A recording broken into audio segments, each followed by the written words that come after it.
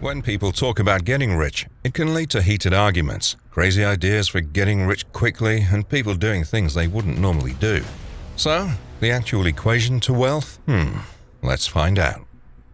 Simply put, there are only 3 things you need to do to get rich over time: make money, save money, and invest money. This video talks about each stage in the right order to let you know the actual equation you can solve to get wealth. Step 1. Make money. Even though this step seems simple, it's actually the most important for people who are just starting out. You've probably seen charts that show how even a small amount of money saved regularly and allowed to earn interest over a long period of time can grow into a large amount of money. But these charts never talk about the most important thing, which is how to get money to save in the first place. There are really only 2 ways to make money, either by working or by making investments. Earned income is money that's received in exchange for work. Passive income is money that's received from investments. You might not be able to start making passive income until you have enough money to start investing. If you're about to start a career or are thinking about making a change in your current line of work, the following questions may help you figure out what you want to do and how you'll make money in the future. What do you enjoy? Doing something you enjoy and gives you a sense of purpose will not only help you do better, but it will also help you build a career that will last longer and make it more likely that you'll be financially successful. In fact, one study found that more than 9 out of 10 workers would be willing to give up a portion of their lifetime earnings in exchange for a job that gave them more personal satisfaction. What are you really good at? Think about what you're good at and how you could use those skills to make a living. What will make a lot of money? Think about getting a job that combines what you're good at with what you enjoy doing and will help you reach your financial goals. How do I get there the best way? Find out what kind of education, training, and experience you need to get the jobs you're interested in. If you don't know what you want to do with your life yet, giving these things some thought can help point you in the right direction. Once you have a job, you should look at your finances often. For instance, you should do this at least once a year. Think about, is the money you have now enough to pay for all of your bills and save some? Do you think that in the near future, if you keep working for the same company or in the same field, your pay will go up in a way that shows how hard you work? Step 2. Save some money. If you spend all the money you make, having more money won't help you become wealthy. Think about doing one or more of the 4 things below to save money for building wealth. Make a list of everything you buy for at least 1 month.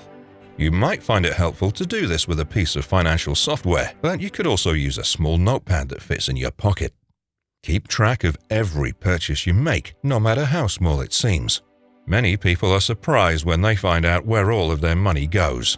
Find the fat that is too much and cut it off. Set up different budgets for things you need and things you want.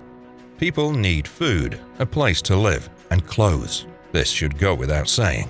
Include health insurance premiums, car insurance premiums if you own a car, and life insurance premiums if other people depend on your income to live. There are a lot of extra costs that are nothing more than wants, but you should give both of these groups a close look. Even though it's likely that you don't need some of your wants, you might be spending more than you should on things like clothes that you need. Plan out how you'll save. Once you know how much money you can save each month, you should try your best to stick to that amount. This doesn't mean that you have to always be very thrifty or live like a Spartan. If you've reached your savings goals, you should feel free to treat yourself and splurge every once in a while, within reason. You'll have more energy and be more motivated to stick with your plan. Set it up so that it will save itself.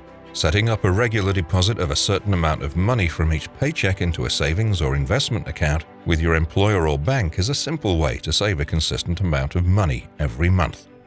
In a similar way, you can save for retirement by having money automatically taken out of your pay and put into a 401k or a similar plan offered by your company. In general, financial advisors would tell you to put in at least as much as your employer will put in to match your contribution. Also, don't forget that you can only save so much money by cutting costs.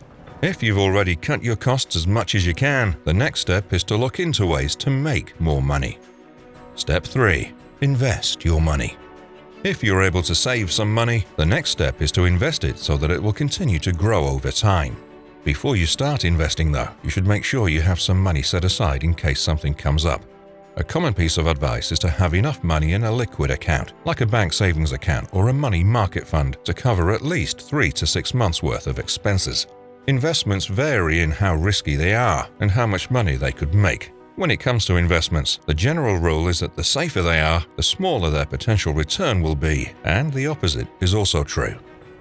Spend some time learning about the different kinds of investments, especially if you don't know much about them already. Even though there are many different types of unusual investments, most people will want to start with the basics, like stocks, bonds, and mutual funds. The stocks that show who owns a piece of a company are called shares. When you buy stock in a company, you become a small part owner of that company. You'll get more money if the share price of that company goes up, and you'll also get money if that company pays dividends.